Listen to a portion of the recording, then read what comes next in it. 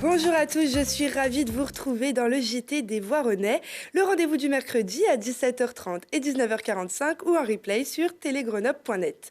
Cette semaine, nous sommes avec Dominique Rota, bonjour. Bonjour. Alors, nous discuterons du don du sang avec vous, mais tout de suite, voici les titres de cette émission. C'est les vacances, mais pas pour tout le monde. Si vous cherchez un bureau pour travailler, Marine Simon saura vous ouvrir les portes de son nouvel espace de coworking. Nous irons ensuite au pôle de Vouise pour découvrir un champion junior de lutte et son frère lors d'un stage d'entraînement.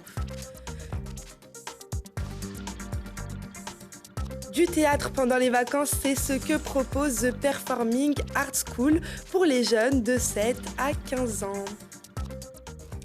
2 millions d'euros pour la rénovation de l'espace culturel et touristique des caves de Chartreuse. La région Auvergne-Rhône-Alpes investit pour ce site historique de production des liqueurs bien connues au-delà des frontières voironnaises. L'objectif, avec ces 2 millions d'euros, est d'offrir aux visiteurs de nouvelles expériences tout en conservant l'âme de cet endroit emblématique. Jeudi, un espace de coworking a ouvert ses portes à Centralpes, à Moirans. C'est Marine Simon, la présidente de Coworking Voiron, qui s'est lancée dans ce nouveau projet. Une serial entrepreneuse très impliquée dans l'écosystème entrepreneurial du pays voironnais. C'est elle qui, fin 2019, était à l'initiative de l'événement Impact ton territoire, qui aidait les porteurs de projets à se lancer. Elle présente désormais Working Centralpes. Donc c'est un deuxième espace de travail partagé. Donc il y a un premier espace sur Voiron en centre-ville derrière la gare qui fait 400 mètres carrés et celui-ci qui est donc sur la zone de Centralpes proche de l'autoroute qui fait 600 mètres carrés et qui a en fait est fait pour des travailleurs isolés, des indépendants, des freelances, des consultants, des commerciaux de passage qui ont besoin d'un endroit pour travailler et puis aussi pour se rencontrer parce qu'aujourd'hui on n'a pas besoin de grand-chose pour travailler, un ordinateur, un téléphone, on est tous un peu nomades dans nos vies professionnelles. Et du coup, il faut des lieux aussi pour que les gens puissent se rencontrer. Et donc, c'est l'objectif de ces lieux. Moi-même, j'étais indépendante pendant des années et en habitant à la campagne, c'est toujours un petit peu plus compliqué de rencontrer d'autres professionnels. On fait tous partie de réseaux, mais à un moment donné, quand on travaille de chez soi, on peut souffrir un petit peu de solitude, d'isolement, on peut être happé aussi par la vie quotidienne. Et donc d'avoir un endroit qui n'est pas chez soi pour travailler, mais qui n'est pas non plus l'entreprise, avoir un tiers-lieu comme ça, ça peut être utile pour plein de gens. Et moi, j'étais la première utilisatrice de ce genre d'espace, mais avant, j'étais obligée d'aller sur Grenoble ou sur Lyon. Et donc l'idée, c'était de faire ça près de là où j'habitais, donc Voiron. Pour profiter de cet espace de coworking, pas besoin de s'inscrire à l'avance, il suffit de se rendre sur place. Le paiement peut se faire à l'heure ou à la journée comme au mois, sans engagement et sans préavis. Un champion de France de lutte junior et son frère s'entraînent parfois à Voiron, au pôle de Vouise, avec dans le viseur Paris 2024, découverte de deux jeunes prodiges avec Mathias Arez. Historiquement une place forte de la lutte, Grenoble a vu en 2014 son club renaître de ses cendres. Et dans son sillage, le bien nommé Grenoble Olympique Lutte a entraîné des espoirs de la discipline. Arrivés directement de Tchétchénie en 2011, les frères Kabizaïev sont de véritables phénomènes de la lutte libre, plus spectaculaires que sa grande sœur, la gréco-romaine. Ils ont compris que le talent, c'était 90% de transpiration et 10% d'inspiration. Mais sans transpiration, on n'arrive à rien. Et c'est des jeunes qui bossent énormément, qui ont un mental extraordinaire et qui sont portés par un père qui les soutient quand même. Âgés respectivement de 13 et 16 ans, Amine et Mouadine bénéficient d'un cadre sain où développer leur talent. Familial d'abord, mais aussi sportif, puisque depuis leur début au club, c'est un entraîneur de renom, Andrei Siriev, ancien international russe, qui les suit personnellement. C'est deux enfants qui aiment la lutte, c'est sa passion, c'est comme moi, et j'essaie de transmettre ma passion. Et donc, vu que ça marche, on peut dire, voilà, donc ils travaillent sur eux, ils sont motivés, et on a des résultats. Champion de France junior en 2018 et une place au pôle France de Dijon pour Mouadine, des résultats régionaux pour son cadet Amine. Les deux frères les doivent à leur physique et leur talent. Autre carte dans leur jeu, un style particulier propre à leur histoire personnelle. D'où on vient, notre pays, tout ça, on a vécu la guerre et tout ça, on a un pays qui a connu la guerre. Donc je pense que c'est de ça en fait. On est dans la lutte, on a un style plus particulier, plus agressif que les autres. Voilà, je crois que c'est ça qui nous distingue des autres en fait. Partenaires d'entraînement se tirant l'un l'autre vers le haut, les frères Kabizaïev sont également des rivaux du même sang, une concurrence bénéfique. Je suis plus lourd que lui, il est plus grand. Voilà, il a 2 ans de plus que moi, mais je suis plus lourd. Et alors, il y a une petite concurrence ou pas du tout? Ouais, mais il est plus fort que moi. Et ton objectif un jour? Ouais, pouvoir le battre, ça serait bien. Rivaux un jour, frères toujours, aussi bien Amine que Mouadine rêvent de titres mondiaux et d'olympisme. Les deux ne s'en cachent pas, ils ont coché Paris 2024 sur leur calendrier. Autre gymnase, autre sport, les 2 équipes du Pays Voironnais Basket Club se qualifient pour les 8e de finale des championnats de France. L'équipe 1 affrontera Sainte-Savine à Chauttard ce dimanche pour se frayer une place en quart. Pendant ce temps, à Nice, l'équipe de NF2 affrontera Roanne, coup d'envoi à 15h30. On poursuit cette émission tout de suite avec notre invité.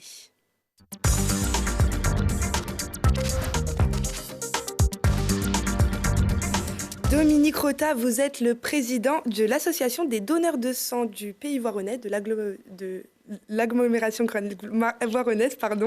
Est-ce que vous pourriez nous réexpliquer les 3 différents types de dons qu'on peut faire? Donc il y a le don de sang total qui se fait dans les collectes mobiles. Il y a les dons de plasma et les dons de plaquettes qui se font rarement maintenant en collecte mobile, qui se font plus à l'EFS de Grenoble. Alors, à quelle fréquence est-ce qu'on peut donner son sang, son plasma et ses plaquettes? Donc, le don de sang total se fait pour les hommes 6 fois par an, avec 2 mois d'intervalle entre chaque don, et 4 fois par an pour les femmes. Comment ça se déroule, le don du sang? Le don du sang se déroule de façon simple. Vous vous présentez à une collecte, donc ou en collecte mobile, soit à Grenoble à l'EFS, ou à la cabine fixe. Il y a une partie, donc le secrétariat, qui vous accueille, qui vous donne un questionnaire pré-don à remplir pour faciliter le travail du médecin. Ensuite, vous avez l'entretien médical, donc c'est là le médecin qui, en fonction des questions que vous avez cochées sur le questionnaire, vous posera d'autres questions pour approfondir tel ou tel sujet et vous dire si vous êtes apte à donner votre sang. Après, il y a le don de sang qui dure 10 minutes, un quart d'heure. Et puis après, il y a ce qu'on appelle la collation. Donc, c'est un temps de repos après le don de sang pour vérifier que tout va bien et reprendre un peu des forces dans un moment convivial, on va dire. Alors, on entend souvent dire qu'il y a des manques de dons du sang. On en est où actuellement des stocks?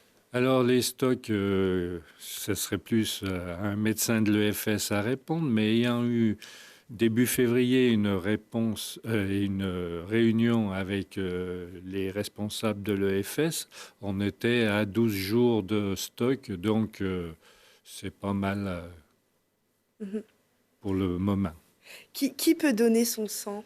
Alors, qui peut donner son sang? Toutes les personnes en bonne santé, âgées de 18 à 70 ans.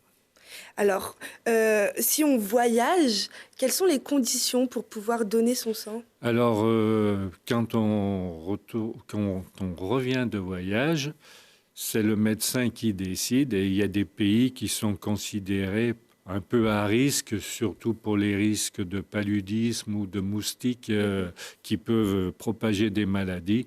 Donc, en général, c'est de 4 à 6 mois quand on rentre d'un pays concerné où on doit attendre pour donner son sang. Alors, est-ce qu'il y a des dons qui sont dédiés à la recherche?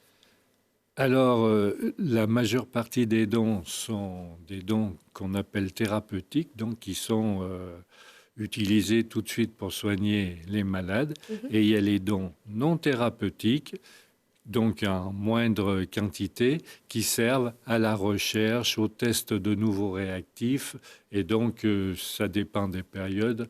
L'EFS en a plus ou moins besoin. Et donc, des fois, sur les collectes, quand des gens ne peuvent pas donner en don thérapeutique, on leur propose de donner en don non thérapeutique, en leur expliquant bien que ce don de sang servira pour la recherche et ne sera pas donné à un malade. Vous, ça fait 20 ans que vous êtes engagé dans l'association des donneurs de sang. Pourquoi est-ce que vous avez voulu vous engager dans cette association ? J'ai commencé à donner mon sang à 18 ans quand j'ai commencé ma vie professionnelle, puisqu'il y avait un groupe de personnes dans l'entreprise qui donnaient son sang. Et c'est comme ça, de fil en aiguille, que j'ai continué donc, à donner mon sang et à m'investir dans l'association. Comme ça, parce que la première fois, je suis venu voir ce qu'ils faisaient. Et puis j'ai dit, tiens, c'est pas mal. Et pourquoi pas continuer ? Et puis de fil en aiguille, ça fait plus de 45 ans que je suis dans l'association, plus de 20 ans président. Pendant de nombreuses années aussi, j'ai été responsable au niveau de l'union départementale. Et c'est pour aller vers les autres et faire quelque chose de bien, quoi. Est-ce qu'il y a des conditions particulières à remplir pour être bénévole à l'association ?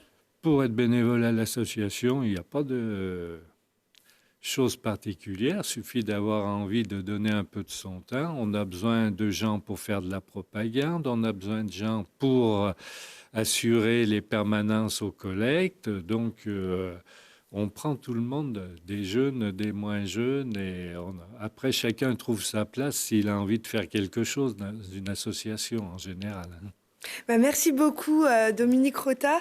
Pour rappel, à Voiron, on peut se rendre à la salle des fêtes chaque 3e jeudi du mois pour donner son sang. On poursuit tout de suite cette émission avec l'agenda.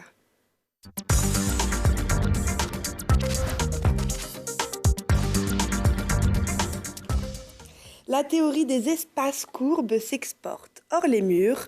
Jeudi à 18h, la tech amène l'art dans les entreprises avec une exposition de meubles d'artistes à Fitness Boutique. Visite de l'exposition et présentation du projet de la tech sont au programme. C'est les vacances et quoi de mieux pour s'occuper que du théâtre. Pour les jeunes entre 7 et 15 ans, The Performing Arts School propose un stage aux débutants et initiés pour apprendre à jouer, improviser et créer son propre univers, des cours ludiques encadrés par des professionnels. C'est la fin de cette émission. Merci à tous pour votre fidélité. Merci Dominique Rota. Merci. Je vous souhaite la meilleure des collectes de sang ce jeudi. Donc, il y aura une collecte ce jeudi aussi à la salle des fêtes. Chers téléspectateurs, on se retrouve mercredi prochain à la même heure. Je vous souhaite à tous une excellente semaine.